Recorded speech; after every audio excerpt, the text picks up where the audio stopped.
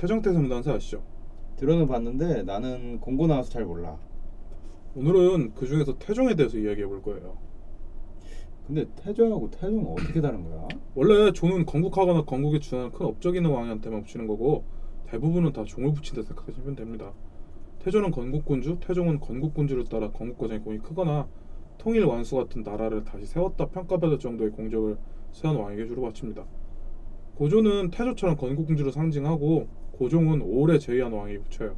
세조는 창업에 가까운 업적을 세운 제왕, 주로 망한 왕조를 다시 세운 제왕한테 붙이죠. 또한 국가체제를 완성시킨 제왕에게도 올려요. 세종은 흔히 전성기 또는 안정기를 이룩한 황제나 왕에게 붙여집니다. 태, 고, 세 이 세 개가 분묘가 최고 등급의 묘호입니다. 묘호는 또 뭐야? 아까부터 자꾸 묘호라고 이야기하는데 묘호가 뭔지 알아보도록 하죠. 묘호는 쉽게 말해 종묘에서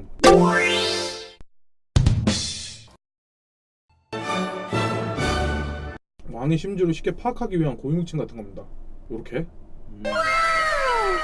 원래 묘호는 특별한 업적을 세운 왕한테만 붙이는 거였는데 당나라 때 가면 황제에게 붙는 것이 되어버렸습니다. 그래서 이번에는 묘호가 적극적으로 쓰던 당나라 시기와 그 이후의 군주들 중에 뽑아서 다루려 합니다. 그 묘호가 필요한 이유가 있나? 그 쓰는 이유가 있어? 그 전에 시호를 한번 읽어보실까요? 시호? 한번 읽어보자.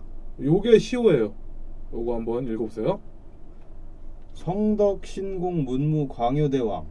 여기서 태종을 더하면요, 태종 성덕 신공 문무 광효대왕. 나중에 후손인 숙종과 고종이 올린 존호까지 더하면 26자나 되는 시호가 돼요. 한번 읽어봐요. 태종 공정 성덕 신공 건천 제극 대정제우. 야 이거 너무 길다. 이거 어려워. 이거 버벅거릴 수밖에 없네. 네, 너무 길어서 번거로우니까 묘호를 쓰는 겁니다. 묘호가 왜 필요한지 아시겠죠? 확실하네. 시호는 왕의 업적을 담아서 마치 일종의 칭화 같은 건데 너무 길어서 맨 앞에 묘호만 편의상 부르는 거예요. 매번 태종 공적 성덕 신공 건천 제극 대정제우이 저도 이렇게 버벅거리잖아요. 그래서 편의상 앞에 요 두 글자만 부르는 거예요. 태정태세 문단세도 이 묘들의 앞 글자만 따서 외우는 방식이죠. 태종이란 묘의 의미를 알기 위해 이번 영상에서 태종들의 인생을 알아보려고 해요. 태종은 평행이론에 가까운 비슷한 인생들을 살아온 사람들이 받은 묘입니다. 이제 아까 예고했던 대로 태종이란 이름의 무게를 구체적인 사례들로 알게 될 거예요. 야 그러면은 조선의 태종 이방원 말고도 중국에도 태종이 있는 거야? 여러 사람이 있지만 태종의 이미지를 만든 원조 당태종이 대표적이에요. 당태종? 이세민이요. 그 안경 포도 왔다가 그 화살 맞고 간 아저씨가 세민이 아저씨 아니야? 네 맞아요. 네, 그 사람이 당태종 이세민이에요. 당고조 이연의 둘째 아들이었던 당태종 이세민은 수나라가 망해가던 시기 망설이던 아버지를 설득해서 황제가 되게 만들었어요. 형제들 중 가장 공이 높았죠. 그래서 차기 후계작감으로 많은 사람들 추앙을 받아요. 잘 나갔네. 잘 나가셨구만. 네, 문제는 이세민의 형이자 장남이었던 이건성과 이세민의 동생인 사남 이원길이 이세민을 시기했다는 거죠. 황태자였던 이건성은 이세민이 아버지의 총애를 받자 자신의 자리가 위협받는 듯 느껴요. 심지어 고구려 원정 이전까지는 한 번도 패배를 안 했기 때문에 무패 명장 이세민에게 하늘이 내린 장수라는 뜻으로 천책상장이라 칭하고자 아버지 이연이 하사해요. 네. 장남이 거슬릴만 했네. 그래서 이건성은 이세민을 끊임없이 모함해요. 그래서 이세민을 제거하고 이건성과 이원길은 차기 첫차기 황제를 하기로 연합을 맺어요. 야 그럼 이세민이 위험한 거 아니야? 맞아요. 원래 궁궐의 북문은 잘 안 다니는 문이에요. 황제나 황제 신하 중 밀명을 받은 사람만 은밀히 나갈 때 쓰는 문이죠. 보통 정문인 남문으로 드날려죠. 그런데 이건성과 이원길이 아버지가 위독하다고 허위로 이세민에게 편지를 쓴 뒤 북문인 현무문으로 들어오라고 해서 죽이려는 계획을 짜요. 현무문? 그거 나 군대 있을 때 현무문 미사일 봤어. 그런 건가? 네 맞아요. 그 현무 미사일. 그 현무 할 때 그 현무고 북현무 남주작 좌청룡 우백호 할 때 그 현무예요. 현무문은 그래서 북쪽에 있는 궁궐 출입문이죠. 현무문은 수문장 이건성 이원길 진영이었는데 이세민의 사전 작업으로 이세민 편으로 돌아서요. 이세민은 참고 참다가 자신을 모함하던 형과 동생이 후궁들과 음란한 짓들을 했다고 아버지였던 황제에게 허위를 보고해요. 아버지가 이거 꼭 불러드려야겠죠. 이거 불러드려야지. 이거 재밌게 돌아가네. 이거 완전 몰카야. 영몰카 아니요? 네 맞아요. 이건성과 이원길은 자신들의 홍구라들하고 생각했던 현무문으로 들어오니까 방심하고 있었죠. 궁궐 밖에는 그들의 군사들이 이세민을 죽이려고 대기하고 있었어요. 하지만 현무문부터 궁궐 안까지 이세민을 구하거나 이세민 쪽으로 전향한 과거의 부하들이 대기하고 있었죠. 아이 팽팽하네. 이세민이 미끼를 던져불고 이 형제들이 미끼를 물어본 거 아니야? 그쵸? 그놈은 그냥 미끼를 던져본 것이고 자네 딸내미는 그것을 확 물어본 거. 결국 형제들을 죽이고 형제들의 일족도 죽여버려요. 이 사건은 현무문의 변이라고 하는데 현무문의 변을 계기로 이세민이 황태자가 되고 좀 더 뒤에 아버지에게 황제 자리를 물려받죠. 아이 살벌하네. 그러니까 이제 아버지랑 거병해서 아버지 왕 만들고, 응? 형제들 다 죽여불고 아버지한테 왕을 뺏은 거지. 예, 간단히 말하면 그렇죠. 황제가 되고 나서 군웅들을 토벌해 수나라 이후 다시 중국을 통일했어요. 여기 지도 한번 보시면 지도?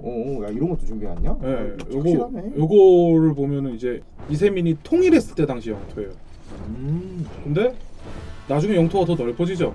와 어마무시하네. 예, 고구려 쳐들어가기 전까지 넓힌 영토들이에요. 아니 따블이 이세민이 됐네, 진짜. 따블. 예, 따블이 됐죠. 와. 그러니까 이만큼 고구려를 제외하고 전쟁에서 진 적이 단 한 번도 없어요.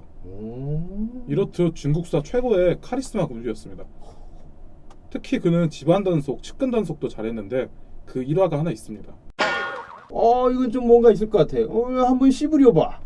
장손왕후가 남편이 태종에게 말하는 내용이에요. 폐하께서는 저에게 항상 예의로 대하시니 다른 이들이 보기에 우리 부부 사이가 좋은 줄 압니다. 하지만 사실 저는 폐하가 무섭습니다. 폐하가 기분이 좋을 때가 아니면 건의를 드리지 않습니다. 와, 이 부인이 이 정도면 어마무시하다. 네, 그렇게 내부 단속도 잘하고 백성들을 풍요롭게 만들기도 했어요. 심지어 숱한 전쟁을 치르면서도 고구려 원정은 제외하고 국가 재정은 흑자였었어요. 문무를 경계한 대표적인 카리스마 공주였고 이러한 전성기로 중국사 안에서도 대표적인 전성기로 꼽는데 이걸 정관지치, 정관의 치사라 불러요. 정관? 이거 한번 들어본 것 같은데 이거? 네, 맞아요. 강태종이 다스리던 시절의 연호가 정관이에요. 태종이 어떤 성격의 왕에게 붙이는 묘라고 했죠? 그 아버지를 도와서 나라 세운 사람한테 붙이는 거 아니야? 꼭 그렇기만 한 것도 아니에요. 송태조와 송태종은 형제였거든요. 태종은 건국군주를 따라 건국 과정에 공이 크거나 통일 완수 같은 나라를 다시 세웠다 평가받을 정도의 공적을 세운 왕에게 주로 바칩니다. 이세민이 황제가 되었을 때 통일이 되었을까요? 세민이 아저씨가 황제가 되고 쌈박질하러 한참 댕겼으니까 황제가 되고 통일한 거 아닌가? 그래요, 맞아요. 송태종도 마찬가지예요. 그런데 이세민은 아들이라서 아버지한테 왕위를 물려받았다 치고 동생이었던 송태종은 형한테 어떻게 왕위를 물려받았을까요? 뺏은 거 아니야? 상황상 뺏은 것 같은 상황이 나와요. 조광의가 형 조광윤에게 황제 자리를 물려받는 것처럼 살려타는 과정들이 있어요. 조광윤이 병으로 죽기 직전에 조광인은 주위 사람들 다 물리고 독대를 해요. 야, 이거 그때 아무도 모르게 죽인 거 아니야? 아니요, 그 다음에 조금 있다가 가셔요. 조광윤, 조광의 두 형제는 형제답게 풍채가 비슷해서 멀리서 보거나 창문의 그림자만 볼 때 누군지 구분이 불가능했습니다. 봐봐요, 이렇게. 야 진짜 비슷하네. 예, 이거 몰라요, 이거. 그래서 근데 또 문제는 그림자상으로 둘 중 한 명이 도끼를 들고 협박 또는 위협하면서 도끼로 방바닥을 찍는 모습이 창문에 비친 그림자 그대로 보였고 이것을 본 신하들은 동생인 조광희가 죽기 직전에 형 조광윤을 도끼로 겁박한 거 아니냐라는 의심이 생겨났습니다. 실제 쓰던 그 도끼 중 하나. 야 살벌하네. 대충 이런 모양이에요. 이게 옥으로 만든 장식용 도끼인데 옥이야 저게? 예. 이게 황제 병권을 상징하기도 하는 부월하고 같이 황제한테 꼭 필수적인 패션 아이템 중에 하나였거든요. 야 저거로 바닥 찍으면은 도끼 날 부서지는 거 아니야? 두꺼워요. 그런가? 그래서 다들 이렇게 의심을 하겠죠? 나라도 그렇게 의심할 것 같아. 그렇게 상황이 되면은. 그런데 오히려 조광희가 변명하기로 자신은 황제의 뜻이 없었는데 도끼를 주며 형 조광윤이 황제 자리를 물려받으라 했고 자신은 이것을 거부했으나 형이 도끼로 협박하면서 황제 자리를 물려받으라 해서 어쩔 수 없이 물려받았다고 했습니다. 당시 도끼 중에 부월이란 큰 도끼는 군사권 즉 황제의 상징이기도 했기 때문이죠. 이렇게 보면 황제 자리를 물려받는 과정이 석연치 않죠. 당시 사람들은 이걸 가리켜 촛불 그림자와 도끼 소리라는 뜻의 초경부성이라고 합니다. 그리고 얼마 뒤 송태종 조광유는 사망합니다. 장성한 아들이 있었음에도 동생인 조광의가 송태종으로 즉위하죠. 아니, 잠깐 아무리 그래도 아들이 있는데 삼촌이 황제가 돼? 야, 이거는 조광이가 협박하고 나서 변명한 걸로밖에 안 들리는데? 정황상 형처럼 그런 의심하는 게 참 합리적인 의심이죠. 여튼 이렇게 석연찮은 과정으로 황제가 되는데 심지어 송태종 즉위 이후 송태조 조광윤의 적자들이 팔팔한 20대 젊은이들이었는데 송태종 조광윤의 장남 조덕소가 자살하고 차남 조덕방이 음료 죽음을 당하였습니다. 야, 멀쩡한 장남이 자살을 하고 차남이 돌연사망. 이거 잠깐 이게 약간 수양대군 냄새가 살짝 난다잉? 사람을 죽인 거로만 부각시키면 수양대군 느낌 날 수도 있는데 송태종도 업적이 많아요. 그 뒤에 황제가 돼서 형이 완성하지 못한 통일사업을 완성을 해요. 원래 영토가 이렇게 막 쪼개져 있었어요. 이렇게 쪼개져 있었는데 이걸 이렇게 합친 거야. 열일했네. 예, 열일했죠. 그리고 이제 완권 강화 문치주의 확립을 위해 친족들과 공신들을 대거 숙청하면서 송나라를 반석에 올립니다. 야, 조광의 씨가 싸움 잘하는 짱짱맨인 건 알겠는데, 야, 조카도 모자라서 신하도 죽이고 조광의 씨 좀 무서운 사람이네. 그래도 이 왕권 강화를 통해 송나라의 문치주의를 확립해요. 송나라 이전에 당나라는 변경을 수배하던 사령관 있는 절도사가 반란을 일으켜서 나라가 큰 위기에 빠지거든요. 이거는 이제 송나라 이전에 당나라의 본토였던 곳에 번진이라는 거예요. 야, 이거 완전 무지개 색깔인데. 네. 그리고 이 번진은 이제 절도사들 때문에 만들어진 건데 절도사들이 이렇게 대충 있었거든요. 한 10대 절도사라고도 하는데 이들이 거느렸던 병력들을 한번 봐요. 야, 이거 너무 저러면 반란 일어날 만하다. 저렇게 되면. 예, 그 나라가 3번이나 그래서 큰 위기에 빠지고 여기에 주요 절도사가 거느린 군대들 때문에 더 개판이 돼요. 반란 진압한다고 세지면 또 반란 일어나고 이런 식이니까. 그래서 나라 지키라고 준 군권으로 지방 군벌화된 절도사들이 날뛰어서 나라가 약해지고 결국에는 밀란 때문에 망해요. 당나라는. 결국에는 반란 때문에 망하네. 예, 그래서 송태종은 모든 군대는 중앙에 통치하고 군인이 아닌 과거 시험을 기반으로 행정관료가 된 사람들만 지방을 통치할 수 있도록 문치주의를 확립해 나갈 수 있게 했죠. 이게 다 송태종 조광의가 필요 이룩한 강력한 왕권 때문이에요. 야, 대단하네. 그 필요했던 거네. 어쩔 수가 없던 부분이고. 예. 사실 송태조나 송태종도 군인 출신이라 힘 있는 지방 군벌이 언제 수틀리면 자기네들처럼 군대 몰고 반란 일으키거나 정권 세울지 모르거든요. 지도를 한 번 더 보시면 이게 아까 보여드렸던 지도죠. 그렇지. 여기 정도까지 통일을 시켜요. 야, 이거 많이 그러고 했다. 이제 송태조가 즉위를 한 다음에 조금 넓히다가 남쪽으로 완전히 정벌을 못해요. 그러고 나서 이제 나머지 땅들을 송태종이 완전히 다 이룩을 해서 이렇게 송나라를 만들게 되죠.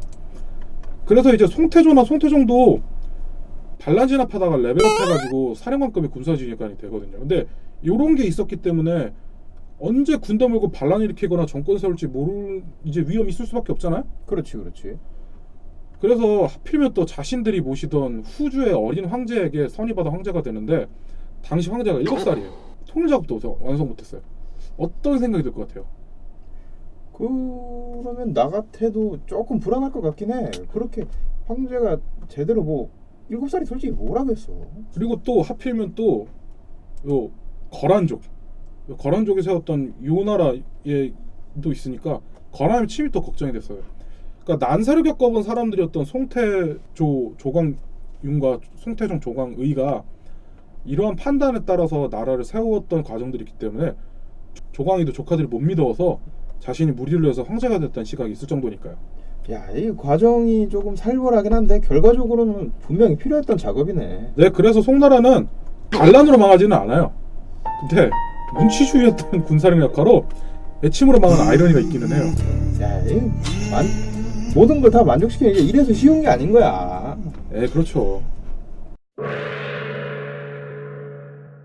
더 남았나? 더 있어? 명성조 나왔어요. 그 명성조는 태종이 아닌 거 아니야? 명성조는 원래 명태종이었는데 명가정제 때 성조로 바뀌었어요. 명성조도 건국을 도운 거야?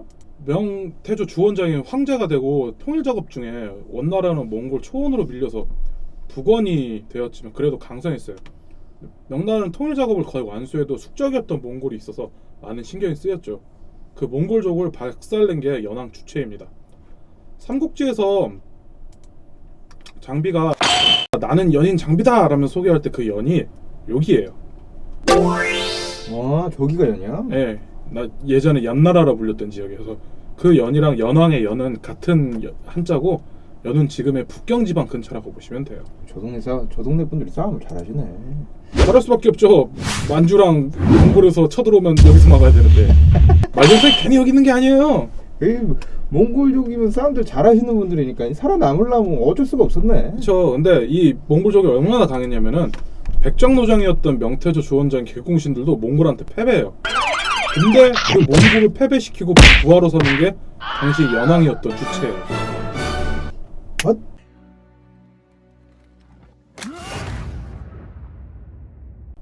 몽골족한테는 타노스구먼? 그렇죠. 이렇게 군사적으로 활약하는 주체는 주원장이 가장 신이 많은 아들이었어요. 하지만 이렇게 공이 많았던 주체가 장남이 아니라 네 번째 아들이었어요. 살짝 사는데? 4분째야? 4분째? 한 가지 쌓은 게 하나 더 있어요. 95단가?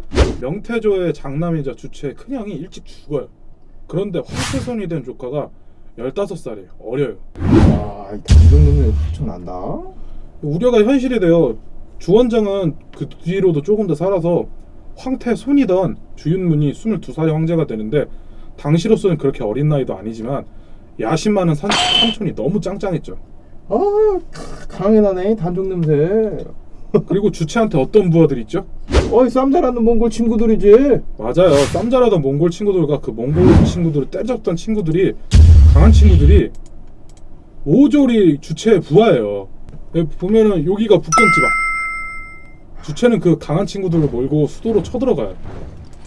당시 수도는 금능인데 지금의 난징이에요. 삼국지의 오나라의 수도인 건업이 이 위치예요. 조카는 어떻게 되었을까요?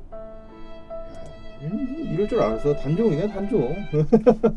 주체도 이제 쉽게 이긴 건 아니었는데 그래도 이제 엄청난 군사력을 몰고 이제 들어가고 심지어 남경의 상무는 환관들이 열어줘요. 그래서 이 환관들이 중심이 되기도 하고요. 그리고 나서 이제 자신을 반대하는 아버지의 공신이나 다른 신하들을 죽이기도 해요. 그래서 명성조가 된 연왕 주체는 평생 조카가 어디 살아있지 않을까 걱정하면서 살아요. 황제가 된 주체는 여러 이민족들을 토벌해서 외교를 안정시키고 그리고 이제 정화의 대원정도 명령했어요. 이 사람만 죽이고 내내 쌈박질만 했네. 근데 정화의 대원정은 또 뭐야?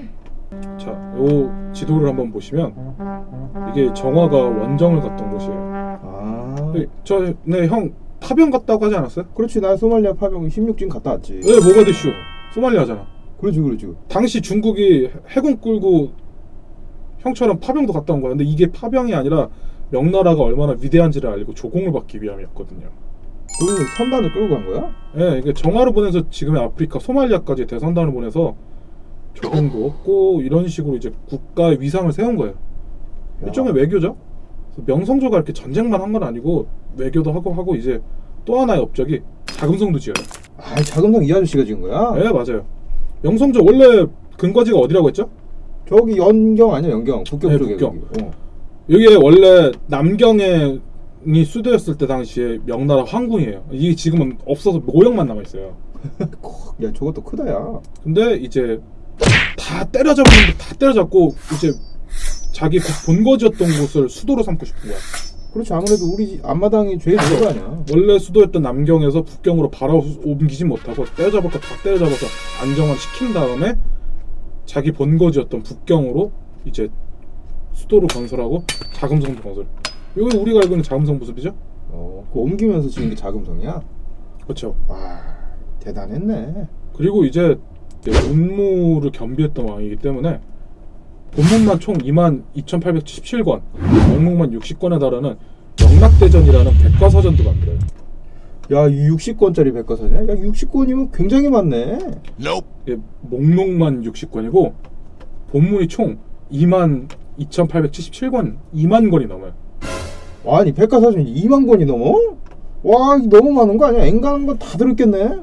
그렇죠. 그때 당시에 웬만한 지식들이 다 있다고 보면 돼요. 어때요? 이제 태종들의 공통점이 좀 보이나요? 야 이거 완전 이게 평행이론 같네. 평행이론은 우연히 겹치는 거지만 묘호의 경우 비슷한 인생을 살아온 군주들에게 붙는 또 다른 칭호죠. 태조의 건국을 돕고 또는 나라를 재건국하는 수준의 업적을 남긴 왕이라고 했는데 그것뿐만 아니라 식구들도 싸잡아 죽이고 와 무서운 양반들이야. 근데 이 양반들 왜 이렇게 인생살이 비슷했을까요? 그거 어디서 보고 배웠나? 맞아요. 그거예요. 우리가 아는 태종이라는 이미지의 원조인 당태종 이세민을 따라해서 그래요. 형 혹시 정관정이라고 들어보셨나요? 정관장님 그것이 뭐단가? 정관은 아까 당태종의 시대를 말한다고 했잖아요. 그렇지 그렇지. 정관의 치세. 그 이세민 씨 연호 아니야? 정답입니다. 당태종 이세민과 그 신하들이 정치적 토론한 기록을 모아서 오긍이라는 사람이 책으로 엮어내요. 이게 정관정이에요. 야 이거 그러면 이 세민이 아저씨 이후에 이런 것 좀 이 책을 많이 봤겠네. 그렇죠. 그 세민이 아저씨처럼 강력한 왕권을 꿈꾸거나 필요한 사람들의 제왕학 필독서입니다. 그래서 이 책을 본 사람들이 송태종, 조광의와 명성조 주체라고 보시면 되고, 제가 언급을 안 한 다른 중국의 태종들도 많은데 과히 태종이란 이름값을 합니다. 이게 당태종 이세민과 정관정의 덕분입니다.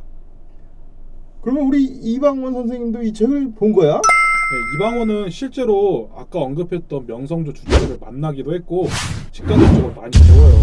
거기다가 당태종의 역사와 정관정의도 읽었으니까 영향을 받을 수밖에 없죠.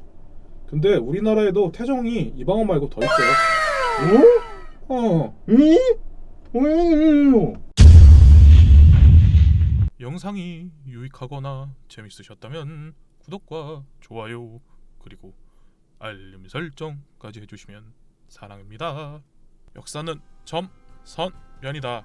전공자와 비전공자의 가교가 되고 싶은 통사와 전쟁사를 넘나드는 이야기 꿈꾸꾸꿈이었습니다. 다음에 만나요.